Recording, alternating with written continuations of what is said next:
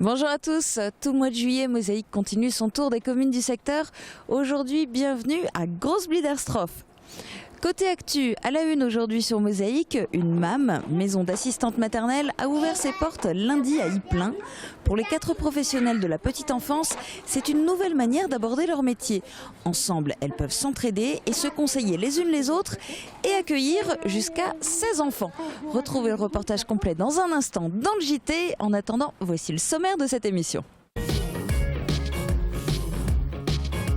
Avec l'agglo, plus belle la vie.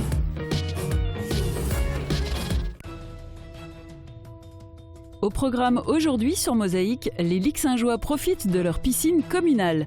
Pendant que certains se baignent, d'autres travaillent, et notamment dans les champs, la moisson, c'est un moment particulièrement important.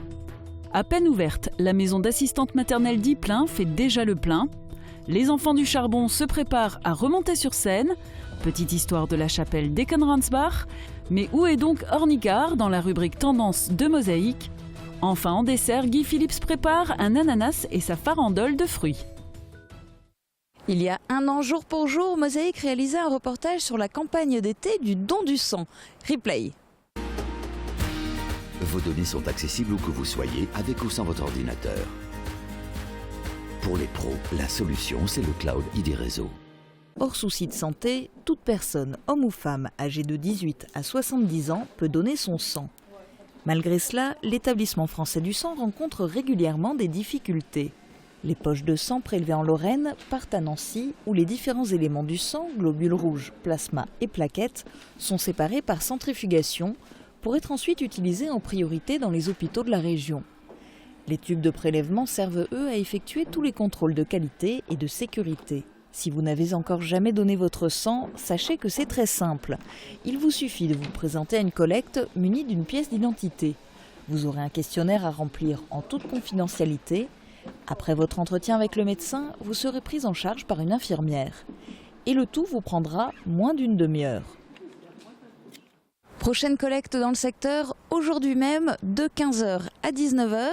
Et cela se passe ici, à Großbliedersdorf, au foyer des jeunes. Il faut dire que c'est l'été, tout le monde se sent un peu en vacances, mais il y a des besoins en sang. Ne l'oubliez pas, pensez-y, malgré la météo caniculaire qui continue. Regardez les prévisions pour demain. 7,6% des accidents du quotidien ont pour origine l'activité domestique. Assurance accident de la vie, la sécurité par tous les temps. Bonjour tout le monde, pour demain on pourra apprécier un recul des températures. Après les orages de la veille, un air sec et plus frais s'installe sur la région. Le soleil brille par intermittence dans un ciel composé de cumulus inoffensifs et de nuages d'altitude. Les températures ne font plus d'excès et s'inscrivent dans les moyennes habituelles. Elles iront de 14 à 17 degrés au minimum, les maximales atteignent 25 à 27 degrés. Demain jeudi 23 juillet, nous fêtons les Brigitte. Le soleil nous accompagnera de 5h51 à 21h18. Je vous souhaite à tous une très belle journée et vous retrouve dès demain.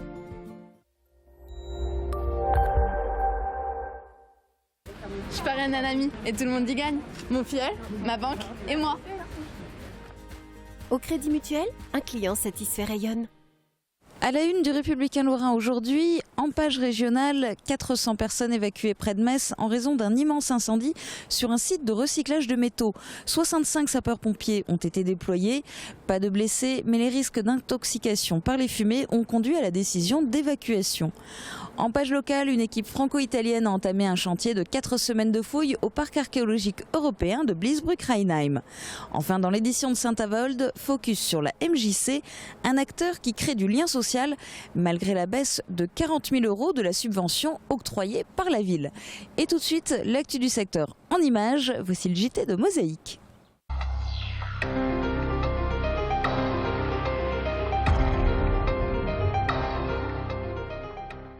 Après plusieurs mois de travaux, la maison d'assistante maternelle d'Ypelin accueille ses premiers enfants depuis lundi. Le principe est simple, 4 assistantes maternelles peuvent s'entraider et accueillir ainsi 10 enfants. À peine ouverte, elle affiche déjà complet. Reportage de Marie Lorenz et Thomas Drouin. L'attente a été longue, mais leur maison d'assistante maternelle a finalement vu le jour. Après avoir pris contact avec de nombreuses communes du secteur de Sarreguemines pour ouvrir leur MAM, c'est le village d'Ypelin qui s'est lancé avec ses 4 assistantes maternelles dans l'aventure. À la suite de plusieurs mois de travaux, elles ont accueilli leurs premiers enfants lundi. C'est un nouveau mode de travail pour les jeunes femmes qui avaient pour habitude de garder les bambins à leur domicile. C'est vraiment de la découverte pour tout le monde. Pour les enfants, autant que pour nous. Ça, c'est sûr je pense le temps qu'on se mette dans le bain, je pense qu'il y a bien 1 mois et demi, 2 mois encore qui vont passer. Le plus pour moi, c'est déjà de pouvoir partager mon expérience avec d'autres assistantes maternelles et faciliter un peu l'approche avec les enfants aussi, parce qu'à la maison, c'est vrai qu'on est toute seule. Si on a des difficultés avec l'enfant, on est un peu bloqué, alors qu'ici, il y a une autre assistante maternelle qui peut nous aider dans cette démarche, quoi. Pour financer leur idée, les assistantes maternelles ont fait appel aux internautes. Elles ont proposé leur projet sur le site de financement participatif My Major Company. Leur but était d'obtenir 550 € et elles ont finalement reçu 601 €. Cette somme leur a permis de se fournir en jouets et accessoires de puériculture. Sans eux, tout ce qu'on a là, on n'aurait pas pu avoir en fait. On a vraiment, on ne sait pas comment on les remercie encore aujourd'hui. Autre satisfaction pour les assistantes maternelles, leur MAM affiche déjà complet. À 4, elles peuvent s'occuper de 16 enfants âgés de 0 à 6 ans. La maison d'assistante maternelle est ouverte du lundi au vendredi de 6h30 à 19h30 et seuls quelques créneaux journaliers sont encore disponibles. Sous ces températures caniculaires, les meilleurs endroits pour se rafraîchir, ce sont indubitablement les piscines. L'Ixin-les-Roulins ouvre comme chaque été son bassin communal pendant 6 semaines pour en faire profiter ses habitants. Reportage.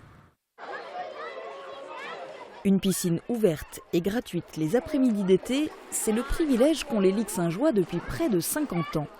Construite par les bénévoles d'une association de pêche en 1967, la piscine communale fait depuis la joie de ses habitants en période de forte chaleur.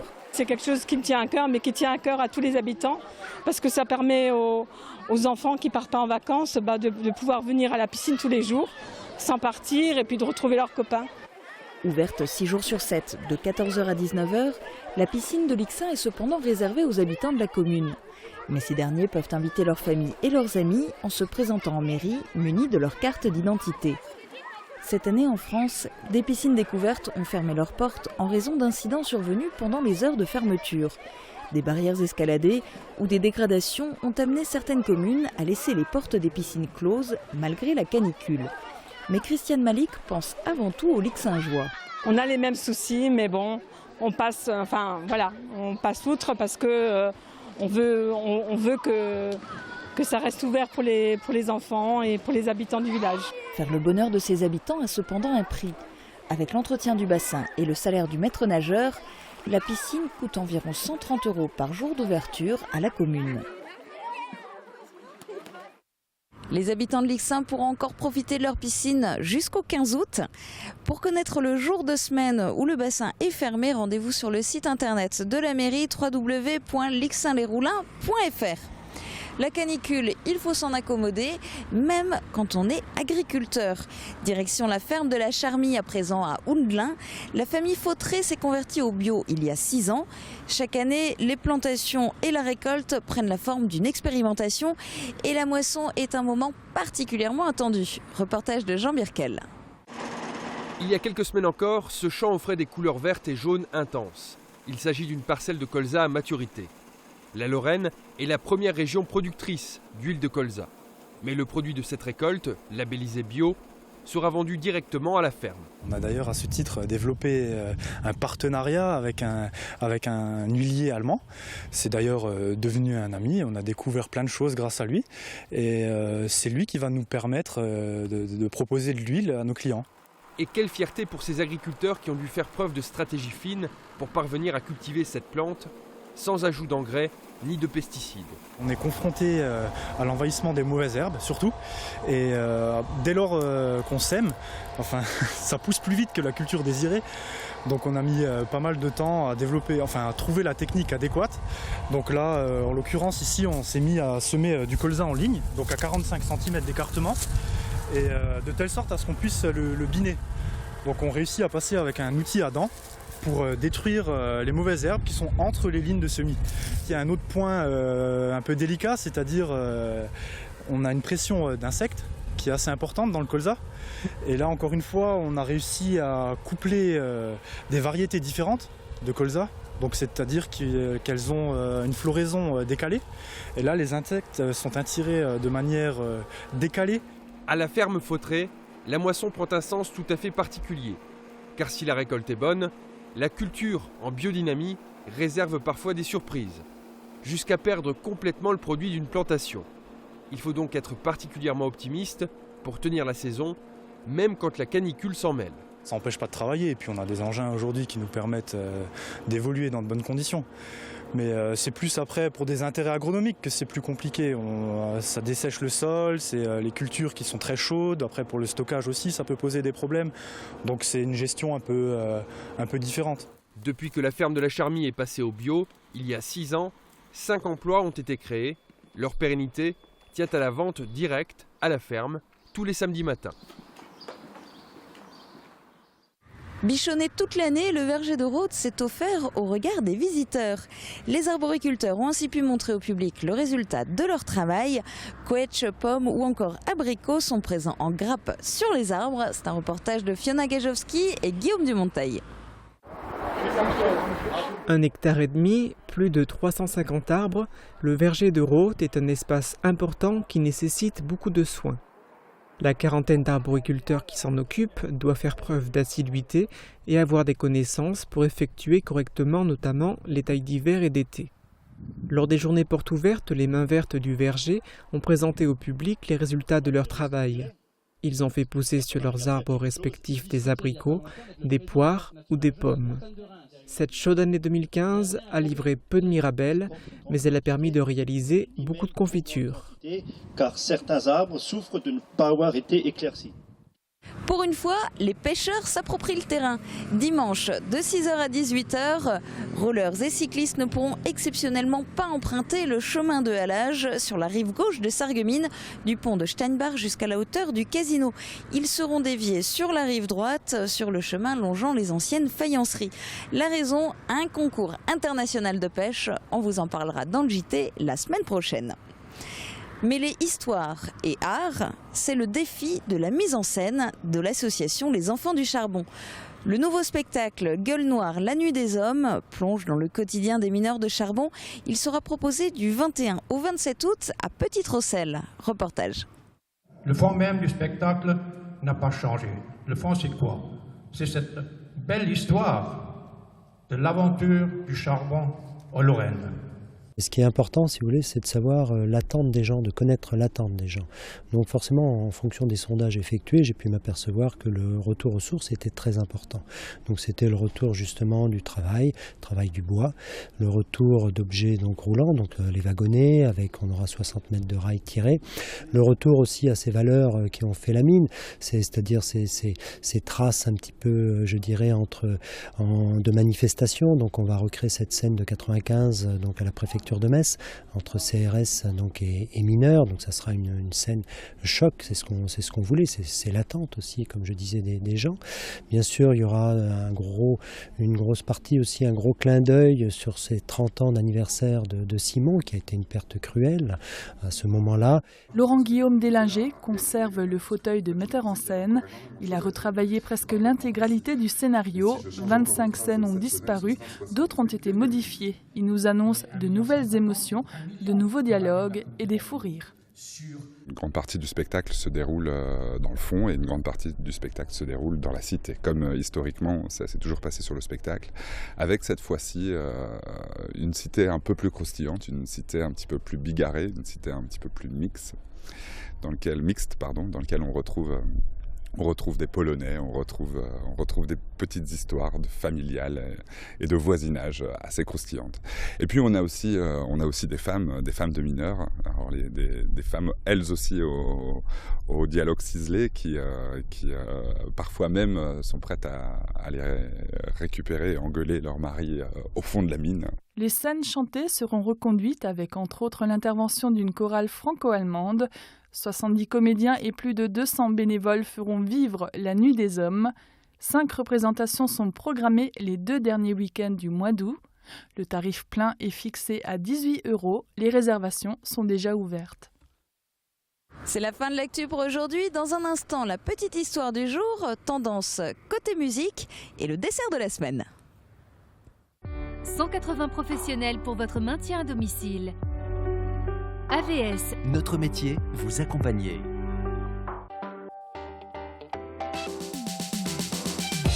Demain, immersion dans une colonie de vacances hors du commun. À Dellingen, les enfants ont l'opportunité de fouiller un véritable site archéologique, de quoi peut-être susciter quelques vocations. Et puis notre joyeuse plate-bande vous invite au parc d'attractions. Martine, Suzanne, Sébastien et Bertrand ne manquent pas d'idées pour passer de belles vacances dans la région.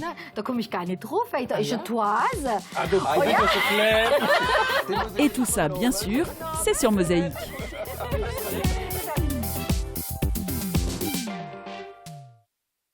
Pour la dernière petite histoire de la semaine, direction Eckenransbach, l'annexe d'Ernestwiller, pour vous parler de sa chapelle fortifiée.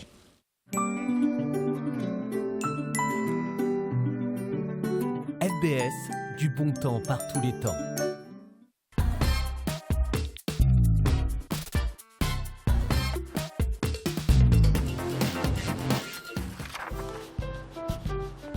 Classée monument historique depuis 1930, cette chapelle à l'architecture singulière domine le hameau d'Eckenransbach avec les 17 mètres de sa tour. Une tour fortifiée du XIIIe siècle surmontée d'un clocher du XVe qui, bien avant que les lieux ne deviennent chapelle de contemplation, servit de refuge à la population lors de la venue des envahisseurs. Cette église, qui se situe sur un petit monticule, est déjà mentionnée en 796 selon les historiens. Depuis des siècles, les pèlerins affluent le lundi de Pentecôte vers cette chapelle de Notre-Dame du Bon Secours. La question aujourd'hui n'est pas tant de savoir mais où est donc Ornicar ? La réponse c'est dans un instant dans Tendance. La question ce serait plutôt mais qui est donc Ornicar ? Réponse en images et en musique. Avec Virch Menuiserie, votre maison devient tendance.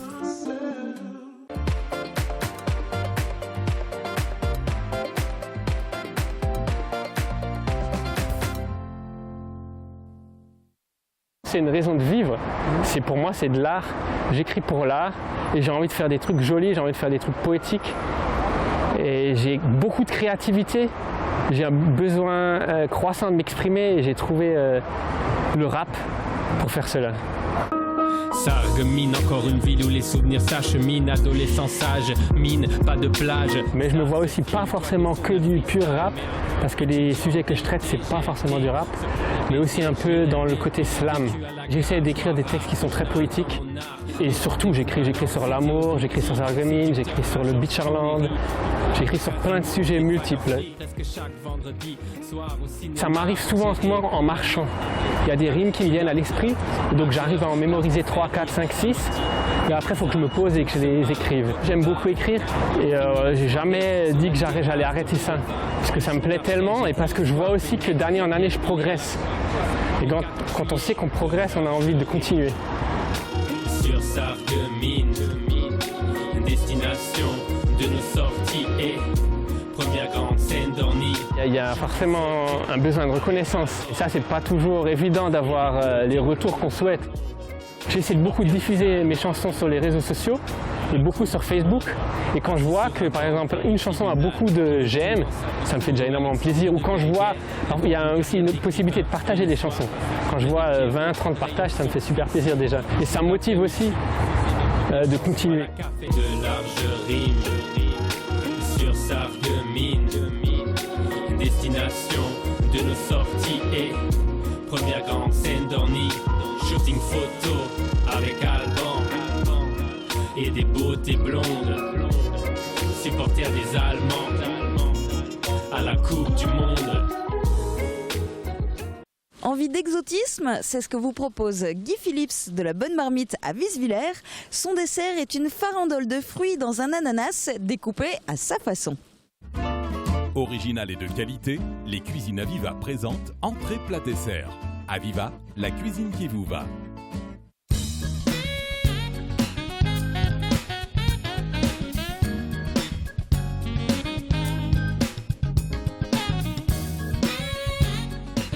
Bonjour à tous. Alors pour le dessert de la semaine, je vous propose un ananas farci avec les fruits de saison. Donc pour commencer la recette, on va déjà couper un ananas en deux qu'on va évider à l'aide d'un appareil spécial. Si vous n'avez pas l'appareil spécial, vous prenez une cuillère, un couteau, vous faites un petit cercle au centre de l'ananas. On va prendre des pommes qu'on va éplucher et qu'on va évider avec une pomme noisette. On va faire quelques petites boules. On va couper les bananes en quartiers. On va prendre des mandarines qu'on va éplucher et qu'on va enlever les quartiers. On va prendre un peu de kiwi pour va couper en quartiers. On va mettre du beurre dans une casserole. Et je préconise un peu de kiwi parce qu'il y a du raisin, parce que ça donne un peu de couleur, raisin noir, raisin vert. On va mettre ces petits fruits à compoter. On va les flamber avec un rhum. On va mettre du sucre cassonade dans la casserole. On va laisser compoter tout ça pendant 5 bonnes minutes. Et on va mettre du jus d'orange. Une fois le jus d'orange réduit, les fruits sont pratiquement cuits, mais ils restent toujours al dente, croquants. Donc on va les prendre, on va les mettre dans l'ananas. Donc on va mettre la boule de glace dans la carambole qu'on aura creusé un tout petit peu avant. Et à côté de ça, j'ai pris des spéculoos où j'ai mis un peu de chantilly, genre un peu de millefeuille pour poser dessus.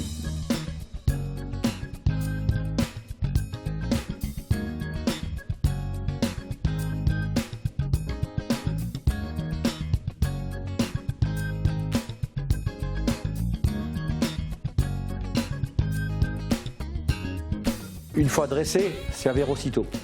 Bon appétit!